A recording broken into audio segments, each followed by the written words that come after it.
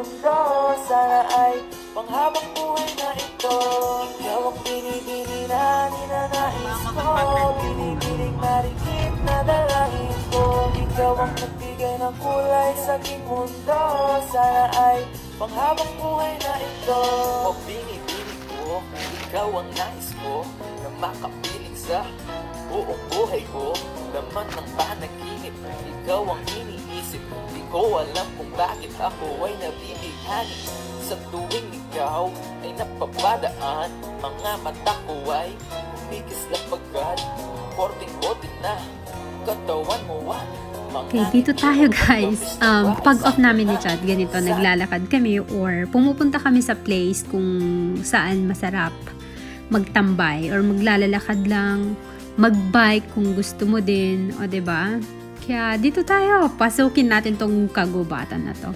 Ang ganda dito, gusto ko dito maglalakad lang, diba? Ang sweet. Kasama namin si Jersey, syempre yung aso, nagwo-walk lang kami, ganon, diba? Sweet-sweetan, sa kagubatan. Diba? Tapos, kasi 'di ba fall na. So gustong-gusto ko talagang maglakad sa ganitong lugar kasi it reminds me na parang nasa probinsya ka lang ba pag ganito yung pinupuntahan namin.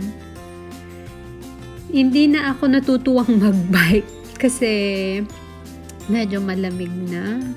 Tsaka gusto ko ding isama yung aso, syempre. Paano pag nagbike ka, hindi siya kasama. Yun. Ito, yung isa pa yung gustong-gusto ko, yung mga dahon ngayon dito sa Canada. Siyempre, nag-change na yung mga kulay. So, na-amaze ako sa fall. Pero, hindi nakakatuwa pagka siyempre, nagsilagasan na kasi pa-winter na. Diba? Pero, ang gaganda talaga ng kulay ng mga ano dito, ng yung mga dahon. Gustong-gusto ko pag nag-change na yung kulay. Sarap sa mata. Sa atin, maganda din, diba? So, meron din sa atin yung parang nara lang. Nalalaglag yung dahon. Tapos, pagkano tumutubo din. Ayan, nandito ako sa lake na to. Parang nasa probinsya lang ako kasi may mga, ayan, ano yung pinipicturean ko dyan. Yan si Jersey, yung aso. Ayan, sweet-sweetan kami ni Chad. Kinikilig naman kayo, oy! Ayan. Ang ganda dito. Basta tumutubo na lang yung mga flowers din anywhere. Hindi naman nila to tinanim, diba? Pero, ganda! Ayan. Nire-record ko lahat. I mean, finifilm ko lahat yung mga nalalagpasan kong flowers. Lahat ng paninaanan. Basta pag naglalakad kami, pinipicturan ko kung ano yung mga nadadaanan ko. Kasi na-amaze ako. Tapos isi-share ko sa inyo, syempre. Ganun. Gaya neto, purple flowers. It's wild. Pero ang ganda niya, ha? Hindi nila tinanim yan. Kaya na-amaze ako at na-appreciate ko talaga to. Parang feeling ko nasa probinsya lang ako no? Yung pag naglalakad kami sa mga, hindi naman to park. Hindi ko alam kung saan ako dinala ni Chad dito. Pero ang ganda, gusto ko. Kala niya ayaw kung magpupunta sa ganito. Pero I love it. Ang sarap. Ang gaganda din ng mga bulaklak. Parang tinatanim natin to sa Pinas, 'di ba? Cosmos. Cosmos ba tawag dito? Hindi ko alam. Pero ang ganda. Nagagandahan ako sa mga bulaklak na to. Diba? Ang ganda. Ayan. Bawat bilang mo na papagising, hindi mapipigilan na sa'yo'y mapatingin. Highlang, lakas ng iyong dating, kapag nakikita ka, ako'y napaparing. Bawat bilang mo na papagising, hindi mapipigilan na sa'yo'y mapatingin. Umaga, tanghali, hapon at gabi, isipin ko lagi ang nasa tabi. Kapag may bagong upload ng video, teka oras mismo din ang mapaka...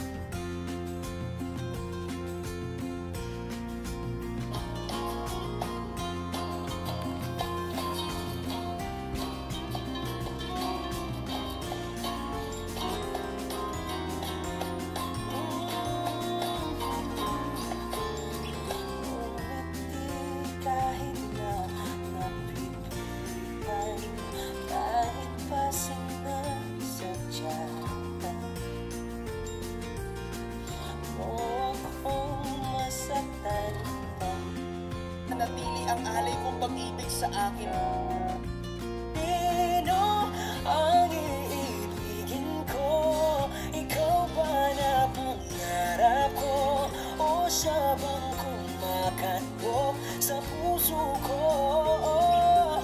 Anong kairalin ko? Isip ba o ang puso ko? Nalilito, litong, litong, lito. Sino pipiliin ko?